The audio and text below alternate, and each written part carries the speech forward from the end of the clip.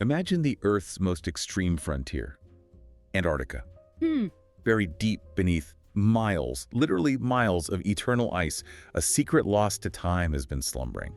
And get this, not a fossil, not a myth, but a real, once-living forest. It really does sound like something out of a science fiction novel, doesn't it? But this is Antarctica we're talking about. I mean, the coldest, driest, most isolated place on Earth. Exactly, a kingdom of ice. Right, where temperatures drop below -80 Fahrenheit, winds just howling. For most people, it's just ice. Utterly lifeless. Precisely. But what we're going to explore in this deep dive is how that ice, it's like a vast library, it conceals this history. Yeah. So dramatic it could genuinely reshape how we see our planet. Hmm. So our mission today is to uncover this surprising secret of Antarctica's past. What does it tell us about Earth? And importantly, why does it matter to you right now? Okay, let's dig in. Right. So we need to go back a bit to 2010. Hmm. Picture this. An international team of scientists, they're near the Transantarctic Mountains, Yeah. pretty remote, Very remote. and they started this mission. Seems straightforward enough. Drill deep into the ice shelf. The goal, pull up cores of ancient sediment from beneath the ice. Yeah, the idea was to study Earth's climate history, going way back. That was the primary objective. Okay, so what did they expect? Rock. They expected layers of cold rock, yeah. Maybe some old marine sediment trapped down there. Standard stuff for polar drilling.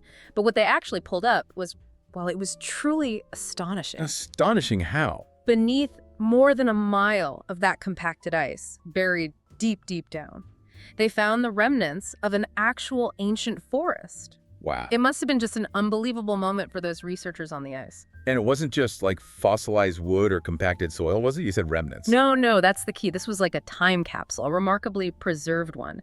They found leaves, delicate root structures, even traces of bark and spores. Still organic. Yes, that's what's incredible. These weren't fossilized minerals replacing the organic matter. They were preserved, still holding the actual structure of life. Okay, so what did that level of preservation tell us? How could they stay like that for so long? Well, that kind of preservation it's extraordinary. It suggests they were buried relatively quickly and then kept in a stable, cold, and crucially anoxic environment. No oxygen. Right. No oxygen means no decay. Exactly. So it gives us this direct window, almost perfectly preserved into life from, get this, nearly 90 million years ago. 90 million years, mid-Cretaceous period. Right, that's the one. And to really understand how a forest could even exist there, let alone thrive, we have to rewind our thinking. We need to picture Earth back then. Okay, so paint that picture, the mid-Cretaceous. Oh. What was Earth like? Oh, it was a profoundly different planet. Forget ice caps. Think fire and jungle, as some describe it. Dinosaurs were dominant, of course. Giant reptiles in the oceans. Flowering plants were really taking off, changing the look of the land. And crucially, no polar ice. None. Zero polar ice caps. The whole planet was in what scientists call a greenhouse climate, much, much warmer. How much warmer are we talking? Well, the evidence points to CO2 levels, carbon dioxide, soaring to maybe 4 times what they are today, possibly even higher, and average global temperatures, probably 20 to 30 degrees Fahrenheit warmer than now. 20 to 30 degrees. Wow, so not just a little warmer, a fundamentally different thermal state. Absolutely. And this means even Antarctica was warm. Yes. Warm enough to support complex ecosystems. The forest they found wasn't just a few random trees. It seems to have been part of a large, lush, temperate rainforest. A rainforest in Antarctica. Stretching across parts of the polar continent. Imagine trees towering over 100 feet tall. It's hard to picture. But okay, even if it was warm, you still have the polar light problem, right? Months of darkness. Yes. That's where the ecosystem's resilience and adaptations really come into play, because it wasn't just trees. You have to imagine this whole environment teeming with life. Insects buzzing around, amphibians in freshwater streams, maybe early mammals, small things, no bigger than rabbits perhaps, burrowing in the soil. And all of this happening under a sky where for months on end, the sun never set. Followed by months where it never rose. That's the paradox, isn't it? How did life survive that extreme light cycle even with the warmth? It absolutely is a paradox from our modern perspective. The key is Earth's axial tilt hasn't changed dramatically. So even back then, the South Pole had 6 months of continuous sun, then 6 months of continuous night. Regardless of the temperature. Exactly. The greenhouse gases trapped the heat, keeping it relatively mild year-round compared to today, but the light cycle was still extreme. So These plants and the animals that depended on them had to be incredibly adaptable. Right. So what kind of adaptations are we talking about? How did they survive the long, dark winter? They must have evolved some amazing strategies. During the long summer months of continuous daylight, they'd likely photosynthesize like crazy, build up huge energy reserves in their roots and trunks. Okay. Banking energy. Precisely. Then, when the months of darkness descended, they'd essentially enter a state of dormancy. They'd slow down their metabolism right down, relying on stored energy, and just endure the winter darkness. It shows incredible resilience. Life finding a way even under bizarre conditions. Absolutely. Specialized adaptations for a polar environment, even a warm one. So beyond just finding the forest itself, which is amazing, the real power here seems to be the science used to decode it all. Yeah. How did they go from, some preserved roots and leaves to understanding a whole ancient climate? Right, that's where the really detailed work comes in. It's fascinating stuff. Scientists examine the sediment samples under incredibly powerful microscopes. They used laser tools to slice samples, scan for microfossils, tiny pollen grains, spores. Like tiny clues left behind. Exactly like breadcrumbs from a lost world. They looked for chemical signatures in the soil, traces of microbial life, even evidence of past rainfall patterns locked in the minerals. Each sample was a miniature archive. And putting all those pieces together, what did it reveal? Well, using techniques like carbon dating to pinpoint the age, and isotopic analysis that helps read ancient temperatures and atmospheric conditions, plus sophisticated computer climate models to test hypotheses. Okay.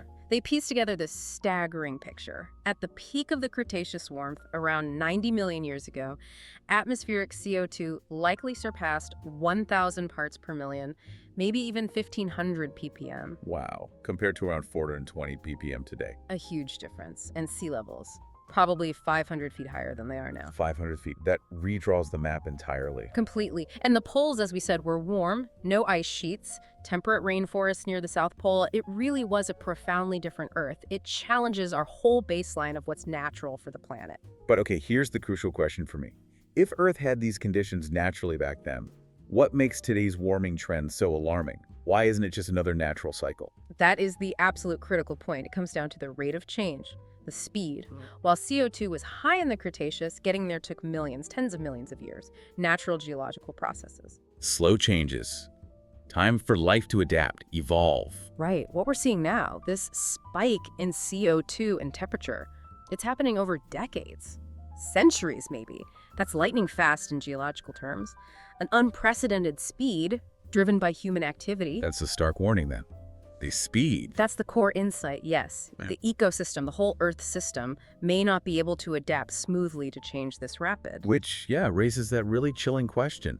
Are we basically forcing the climate back towards that Cretaceous state, but at a speed that's completely unnatural and potentially catastrophic? It's a stark parallel.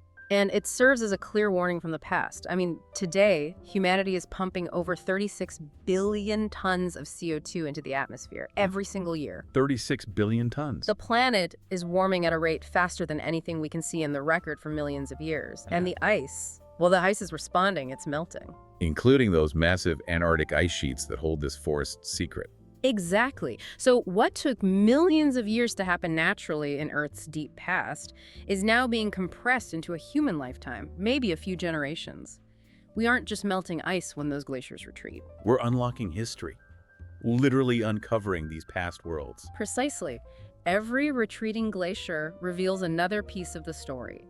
Every ice core drilled is like reading another chapter in Earth's long and, frankly, fragile novel. And the message from this particular chapter seems pretty clear. It is. If we fail to listen to these urgent warnings, these echoes from the deep past, well, we risk writing a final chapter that nobody wants to read. Looking at it that way, this hidden forest under the ice, it's more than just an amazing scientific find. It feels like a message. I agree. It's a powerful reminder that Earth isn't static, is it? Climates shift, sometimes dramatically. Continents move. Life adapts. Even in the coldest, darkest corners, life finds a way. Tries to, anyway. But it's also warning, isn't it, as you said? Unmistakably. That ancient forest, it lived and died during a time of huge planetary transformation.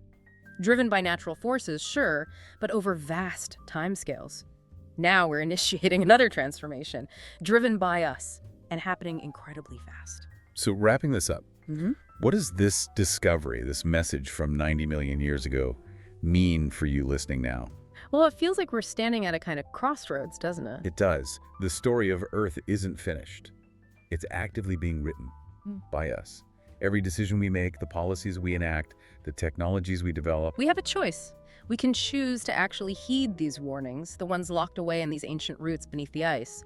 We can try to shape a future where the remaining ice endures, where the climate stabilizes, or we can ignore it. The forests themselves are long gone, buried under miles of ice. But their echoes, their message, it's still there. The question is, will we listen?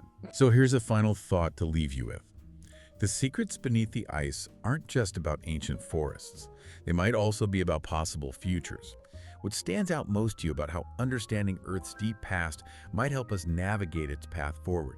We really encourage you to keep exploring these forgotten corners of our world, these hidden histories, because sometimes the most powerful answers, they're buried deep in the silence.